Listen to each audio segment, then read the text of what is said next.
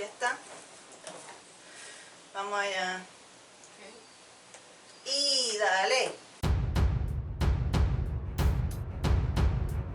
Hoy es 19 de abril de 2020, es domingo. Estamos directamente desde Santurce. Vamos a hablar hoy de las cosas que han pasado esta semana mayormente. Les habla Ednalí Figueroa y estoy acompañada y me acompaña y acompaño a Alice Flecha en nuestro podcast. ¿Todo bien? ¿Todo bien? Déjame aprovechar y agradecerle a toda la gente que ha bajado a sus teléfonos y computadora nuestro podcast. Muchas gracias y pues el plan es continuar. Vamos a ver cómo nos sale este experimento. Esta es nuestra segunda. Este es nuestro segundo episodio.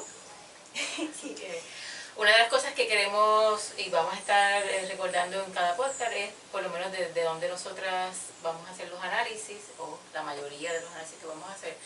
Desde mi parte van a estar matizados por mi educación formal, que es la sociología, y por mi experiencia de trabajo, que he trabajado tanto como profesora de sociología en varias ocasiones y también como en albergues de violencia doméstica, tanto en Puerto Rico como fuera de Puerto Rico, así que eso estará matizando mis análisis. Okay. Y lo que yo diga, lo que me salga del forro de esta boca, viene como parte de que pues soy artista, soy mayormente actriz, pues de las artes representativas, y pues soy también productora, regidora de escena, utilera, coordinadora de vestuario, todo lo que tenga que ver con eso. Manejo algunas redes sociales, me encanta todo eso, pero soy número uno actriz. Pero hay que hacer de todo. Y pues ahora como está todo el mundo en la casa, pues acá nosotras estamos en la casa. Así que si oyen ruido de carros, de perros, de gente, pues se cuela siempre el sonido, porque estamos en la casa. Pero vamos a aprovechar y hablar un poco de lo que pasó aquí localmente en Puerto Rico. El viernes, esto comenzó como algo que comenzó el viernes en la tarde, yo diría tarde-noche. De esto yo me enteré ayer por la mañana. Y siguió en las redes y ayer, fue que tomó auge y fue de una manera bastante fuerte. Así que yo quedé de una pieza. Esto tiene que ver con violencia de género. El señor Néstor Duprey, que estaba corriendo, porque se retiró, estaba corriendo para representante en la Cámara por el movimiento Victoria Ciudadana. Su esposa, Raquel Quiñones Ayala, hizo un video que más bien es audio de 34 minutos aproximadamente, en el que ella estaba contando el tipo de abuso al que ella había sido sometida durante los 10 años que ella ha estado casada con él. Ella lo dejó recientemente, en marzo, creo que a principios de marzo, o sea que ella no ha pasado la cuarentena con él, que ella lo dejó saber en el audio del video. Y yo cuando estaba viendo eso, pues yo estaba como que, wow, pues porque yo he admirado a Néstor. De hecho, yo he tenido comunicaciones con él por el mensaje en Twitter, el mensaje privado, reaccionando al programa, hablando de cosas del país, etcétera, ese tipo de contacto. Para el que no tenga el contexto, Néstor Duprey estuvo varios años en un programa, años. 13 años, 12 o 13. En un programa que en Puerto Rico es muy conocido, que se llama Fuego Cruzado, y era parte de los que participaban en ese programa, y pues, programa de análisis político. Y la gente lo conocía, bueno, se dio a conocer. Ajá. Exacto. Pues entonces, pues yo sentía como que ya pues que lo conocía y me cae bien. O sea, todavía no voy a decir que deja de caerme bien así de la noche a la mañana, pero fue como una bofetada el escuchar todo eso. Y eso mientras yo la escuchaba a ella, yo recordaba, porque yo he sido, no me gusta usar la palabra víctima, pero pues yo he sido víctima de violencia de género, mayormente el tipo de abuso al que ella fue sometida, que le dicen gaslighting, que es como que como que te hacen pensar que lo que tú dijiste no es lo que tú dijiste y te juegan con la mente y te hacen juegos mentales. Estoy redundando, repitiéndome, pero es ese tipo de cosas lo que te pasa. Yo estuve viviendo varios años en Carolina del Norte y tenía un compañero y me pasaba eso. Yo también me decía cosas como, a mí no me gusta cocinar, no me gusta. Alice lo sabe. Entonces, no me gusta. Pero no significa que no sepa, lo que pasa es que no me gusta y pues, no sé, puede que no quede muy bien, puede que quede muy bien. El asunto es que en eso no soy buena, pero tengo otras destrezas. Entonces, él me venía con, ay, deja eso, si tú ni cocinar sabes. Ese tipo de cosas. Era su casa, pero yo pagaba renta a esa casa, o sea, yo le pagaba su hipoteca, pero él siempre me dejaba saber que esa era su casa. Tuvimos una discusión muy grande una vez. Yo llegué del trabajo en la noche, porque yo tenía 2 trabajos. A las 10 de la noche yo llegué y todas mis cosas estaban tiradas afuera. Fue porque se cansó de que yo estuviera ahí. A mí me acogieron unas amistades como 2 meses y luego volvió con el rabo entre las piernas, me pidió que regresáramos y yo regresé. Esta mujer educada, instruida, segura de sí, le acepté regresar con él. Que por eso te preguntan, ¿y por qué tardaste tanto? ¿O por qué no te habías dado cuenta? Es que los procesos son diferentes y yo pensaba que todo lo que él decía es lo que era, es lo que estaba bien. Yo nunca he querido tener hijos. Entonces, un día me vino con que se iba a hacer la vasectomía. Yo le dije, no, por mí no lo hagas. Y yo siempre, con las personas con las que he estado, siempre digo, yo no quiero hijos, si lo aceptas bien, si no, sigue tu camino, porque es que yo soy clara desde el principio. Y lo había aceptado, pero entonces, ¿qué pasa? Se hizo la vasectomía, años pasaron, ¿y qué? Me echó en cara el haberse hecho la vasectomía porque yo no quería. O sea, ese tipo de cosas. Él me enseñó a disparar. Él es de la milicia, no voy a decir de qué parte, de qué rama de la milicia. Y en un área de bosque me enseñó a disparar, pero también en la casa pasaba cerca de mí con la pistola y me la ponía así como que en el hombro. Ah, recuerda que tenemos esto. Yo vivía siempre como que tenía que caminar en puntitas para que él no se enojara. Ese tipo de cosas. El que me sentía torpe, el que yo no era suficiente. Nunca me puso un dedo encima, pero es que no hace falta que te pongan un dedo encima. Me cansé del asunto, para terminar yo con esto, me cansé de esto y apareció la oportunidad de que yo me fuera a Nueva York. Me fui a Nueva York, hasta allá llegó él, a Nueva York. Varias veces estuvo allí, me visitaba hasta que un día yo le dije, basta, basta, me mudé del estado, basta. Y fue difícil porque continuaba escribiéndome por emails, hasta que pues hace quizá 12, 13 años que ya yo no sé de él. Pero, y a mí me tomó hasta quizá 2, 3 meses el decirle a mi mamá esto que yo les acabo de contar. Por eso lo estoy diciendo, porque para mí es importante que mi mamá sepa las cosas antes de que se entere nadie más. Ella lo sabe, pues ya no tengo problema en decirlo. Toma tiempo atreverse a poder hablarlo y a verbalizarlo, la situación, y es valiente, porque son situaciones difíciles. Así que gracias por compartirlo. Nosotras queremos enfatizar en este podcast que nosotras le creemos a Raquel Quiñones Ayala, que creemos lo que dijo, puntualizando eso. Una de las modalidades de violencia doméstica o de las formas de violencia doméstica es el abuso psicológico, que básicamente es lo ¿verdad? Que es el más difícil de probar.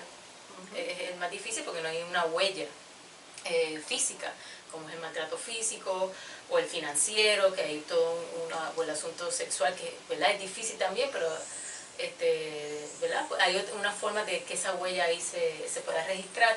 En el abuso psicológico es bien complicado, pero sí, eso es una modalidad de violencia doméstica. Nosotros reiteramos a Raquel Quiñones Ayala. Aquí en Puerto Rico, obviamente, y no solamente en Puerto Rico, yo creo alrededor de todo el mundo que está experimentando la cuarentena, o muchos de los países que están experimentando un encierro, pues hay situaciones de violencia doméstica que se van a hacer más crudas. Aquí, por lo menos en Puerto Rico, vamos a aprovechar, o a mí me gustaría aprovechar para dar información, que en Puerto Rico están activadas las redes de albergues de violencia doméstica. Son diferentes albergues que hay alrededor de toda la isla, están conectados. Si hay una emergencia, por favor llamen al 911, llamar a la policía, notificarlo. Voy a mencionar algunos albergues rápido: Casa Protegida Julia de Burgos, Casa La Bondad, Casa Ruth, Hogar Ruth, perdón, Hogar Nueva Mujer. Y como esto no es un albergue, pero sí es una página que tiene información sobre albergues y servicios para mujeres, es la coordinadora Paz para la Mujer. Así que esos son lugares que pueden llamar y tratar de coordinar si hay una situación de violencia doméstica. Rápido voy a decir, traten de hacer un plan de emergencia. Es complicado si están con la persona, pero si se siente en riesgo, no hay por qué quedarse en la casa. Trate de hablar con un vecino, de manera obviamente que no se dé cuenta el agresor o la agresora. Trate de establecer claves de comunicación si tiene hijos o otras personas que puedan tener unas palabras claves, que sepan cuando hay una emergencia, tengan bulto o algo que usted tenga, sus documentos o información vital o efectivo, para que usted pueda salir rápidamente de un lugar y tenga lo básico. Piensen eso antes de la situación, si es posible.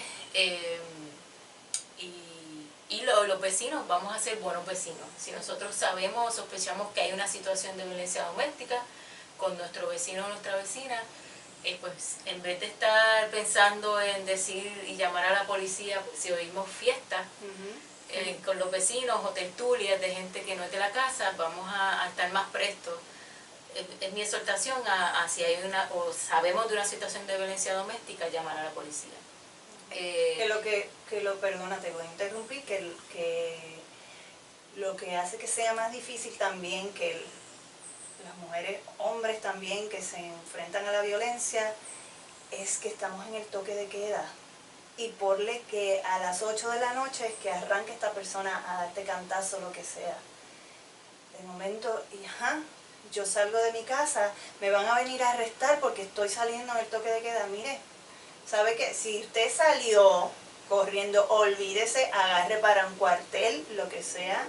O llamen 911. Y si le arrestan, pues que le arresten, pero que se enteren qué es lo que, por qué está ahí. Porque es que, yo se lo digo, yo estaba totalmente aguantada. Yo decía que ¿quién me va a creer a mí?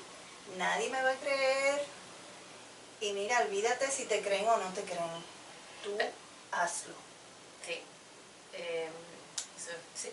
Porque van a pasar juicios sobre ti, como sea. Que pasen juicios sobre ti, no importa, olvídate. Y van a pasar juicios sobre la persona agresora también, que pasen juicios sobre la persona agresora también, olvídate. Tú no vives con la gente. Esta es tu vida. Oye. Otra información que quiero dar rápido es que la rama judicial aquí en Puerto Rico está activada y está pensando en situaciones de urgencia, de violencia doméstica, de abuso de menores, de violaciones, y está activada. Así que se pueden hacer solicitudes por internet.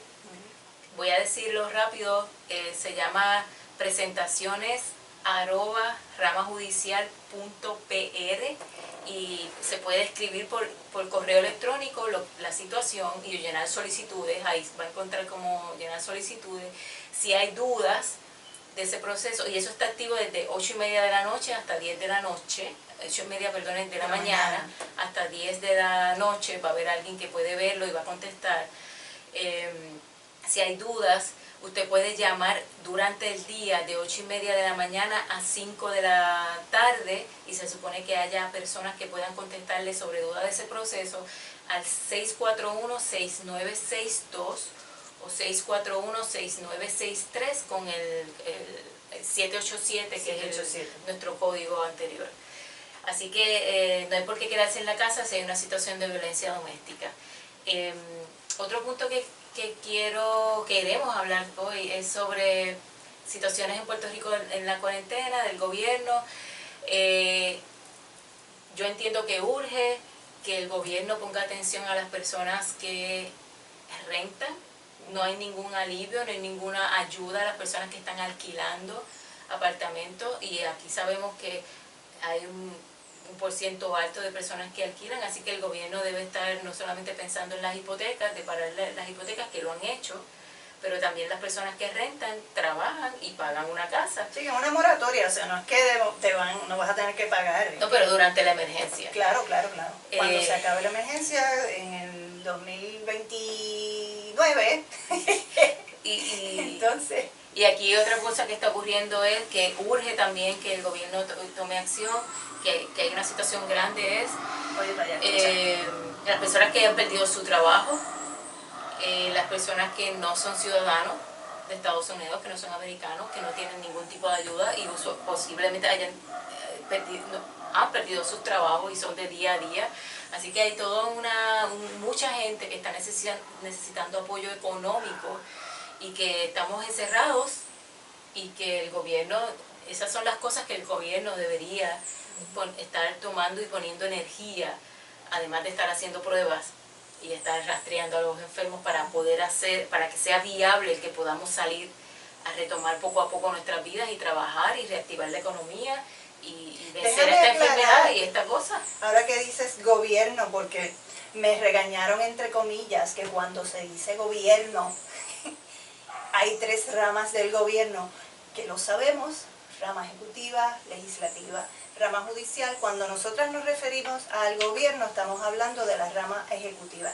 En el caso nuestro aquí hablando, si queremos hablar específicamente de una rama en particular, pues vamos a decir la legislatura, bueno, o la rama judicial. Pero sí, yo difiero un poco, voy a diferir un poco en el asunto de cuando yo menciono la palabra Estado o gobierno, es que son sí, era la palabra ramas, Estado, era la palabra ¿verdad? Estado. Pero es que ¿verdad? Cuando es un gobierno que gobierna el Estado.